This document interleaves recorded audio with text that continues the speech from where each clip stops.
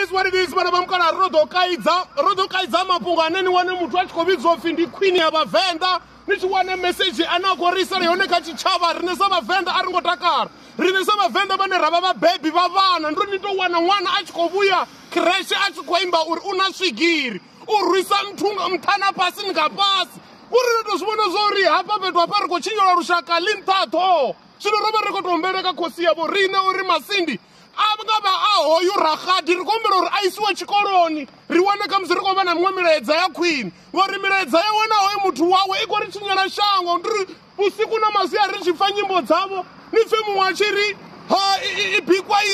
ibhipa isongo bhikiwa imbisi rinotozvitwa zori hapa pedu apa rikochinyorwa rushaka rikonduri vatu vakonomaliza vudhabhadhabha ende hei clip yezviri kuita vorari madhabhadhabha akovaone ane atozvimanera ngori tula mntu uimba nyimbo dzamahure manyimbo atavhena lako rikwashera vana mani. Oh yeah, it's a TWT for you baby. Vana vamukala ni wone nono wathontu oyu zvisi zvivuya nelomondeni vana vamukala ndikwambura auna muthu wa munna ane atovatsini naye atorikaidzela ene uri khatorikaidzela hule la uri hezvi zvine nakoita nikuri chinyaya shango niwone mwana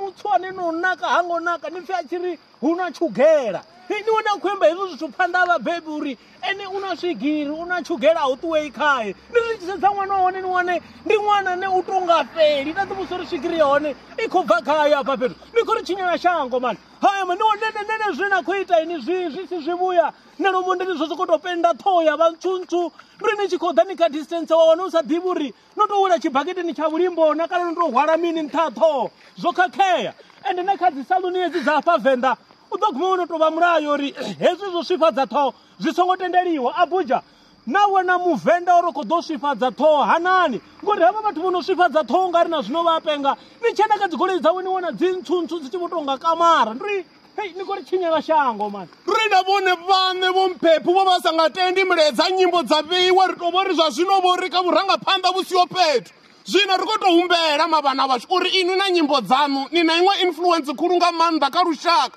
zvino ritohumbera uri nichidopefoma vugigi yanu zvitensini riri usainwe petition ane hote unenaimba hona usongovona vana tsini ngori nerobhebha vathu va mudzimu niri nikotopona nikotochinyira mwana lintatho ndikombera vabhebi vote niri na vana venda nini na vachikuwani vuyani nijiyena biye vana vaveiwe ngori hei rikogudisa vana vupfe apa venda ri ndozvivona zori ho mwana hauna chini atodhiva ngandohurara mutu angasivaita cellphone angasivaita LED light vamwe vana china ange vakorera dzigoroi ri wa venda ukoambazva uri unasvigiri manikori chinyara